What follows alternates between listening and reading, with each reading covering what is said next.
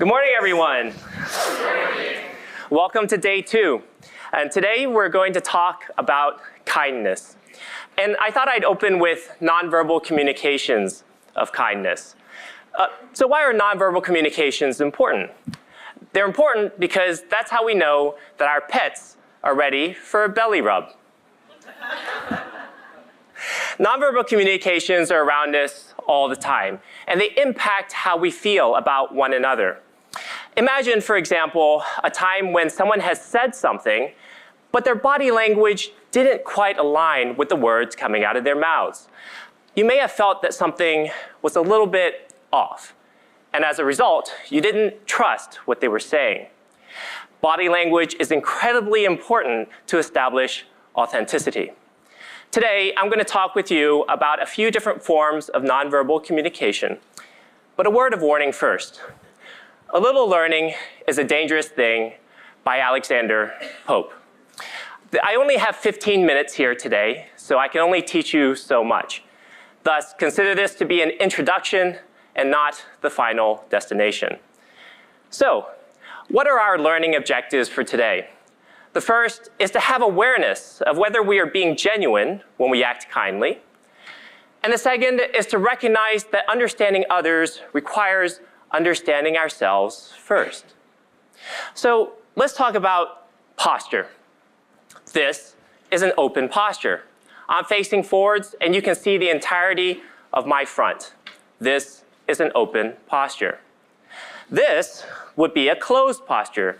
You're looking at the side, and you're also seeing that I'm hunching over. That is a closed posture. This is an open posture. My hands are freely at my side, or perhaps up, palms face up and out.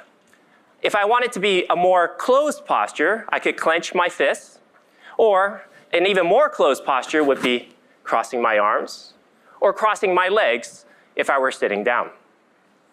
So the next time that you have a conversation, or in fact, every time you have a conversation, think about the posture that you're currently in, and link that with how you're feeling at that moment in time and the words coming out of your mouth. It's important to link all three things: your posture, your emotions, and the words coming out from your mouth. Why do that? We do that because everybody is in a different posture all the time for a number of reasons.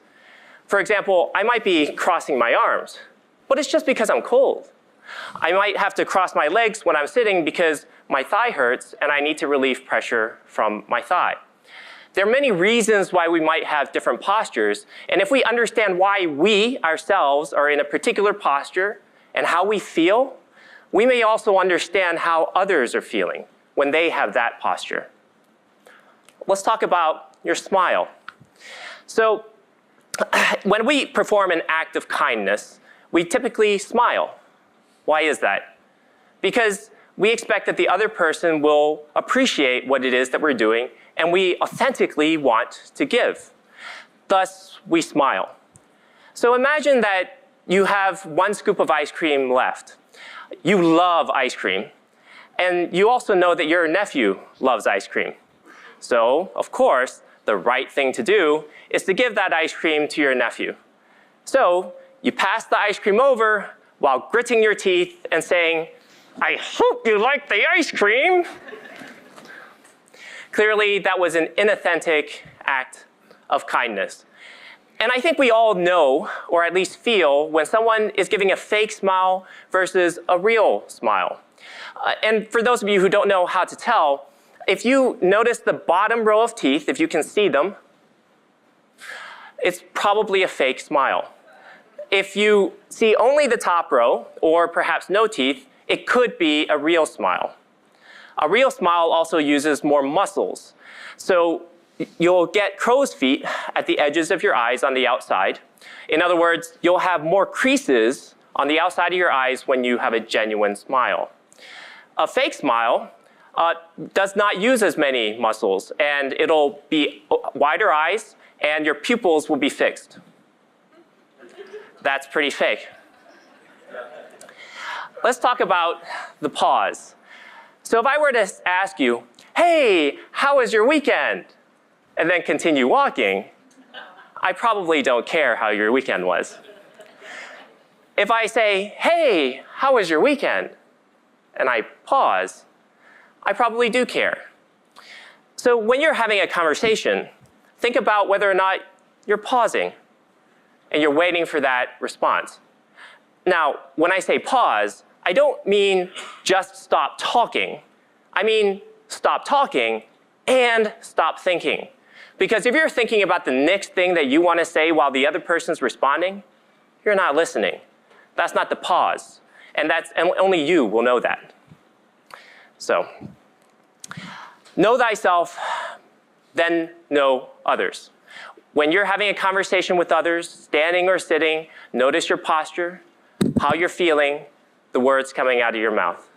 Notice whether or not you're smiling and whether that's authentic or not.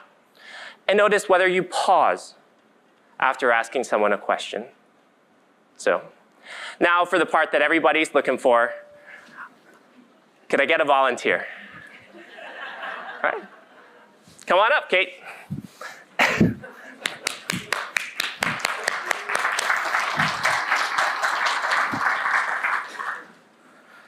All right, we'll get you in front of this microphone and make sure it's at the right height for you. All right, Kate. In a moment, I'm going to have you think of a card. Don't do it yet. Oh, actually, you can if you want. But I'm going to explain for you some instructions. So if it's the 2 of spades, just write 2S, the 5 of diamonds, 5D, Jack of clubs, JC. Got it? Yep. Go ahead. Do that. And when you're done, take the Post-it and put it into your pocket. It'll serve as your reminder and a commitment. I don't have a pocket. Okay, we'll put it somewhere I can't see it. Okay. Are you ready? Ready. Okay. I'll take that back. All right. So what we're going to do is we're going to try to find your card. Now, these are really more for me than they are for you. We're going to play a little game here, and it's going to involve body language.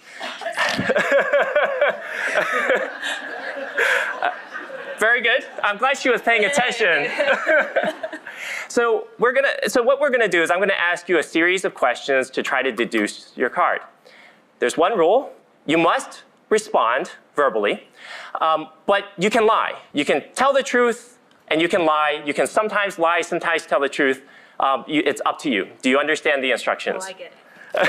All right, well, Kate's ready. Here, okay. Stand up near the mic. I have here a bunch of cards.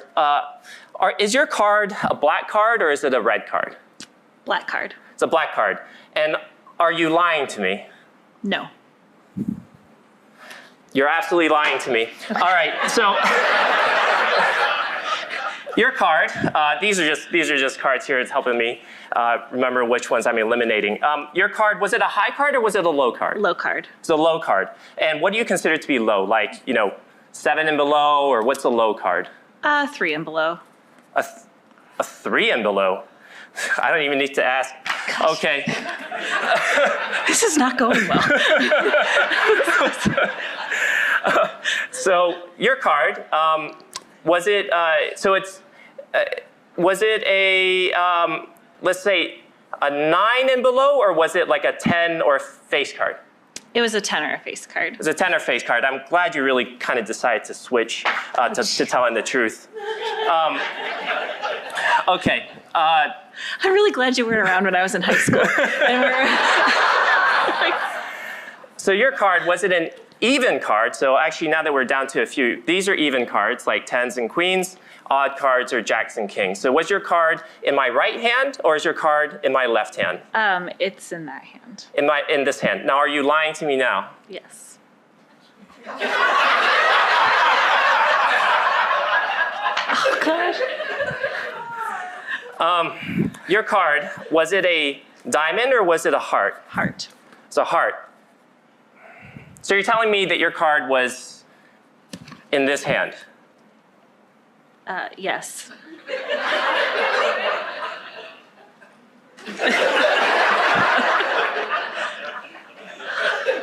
I think I'm more pissing me off right now.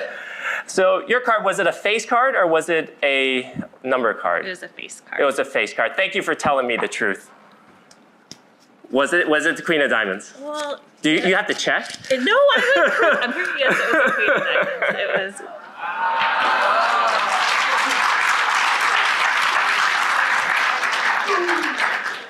Yes. So you get a Gary Chan Deluxe Magic Kit. Let that. This is amazing. I hope you enjoy it with your children. I will. Hey, Gary, does this mean we're not going to Vegas together anytime soon? Is that where... You're going to go with me on stage. Yes. Hey, thank you very much.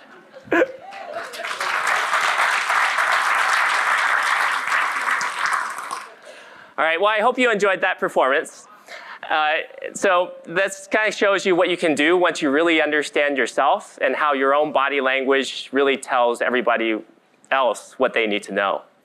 So just a quick favor, if you enjoyed what I did, please search for me on Google, Gary the Mentalist, St. Louis, and leave me a review. I look forward to seeing you at the rest of the conference.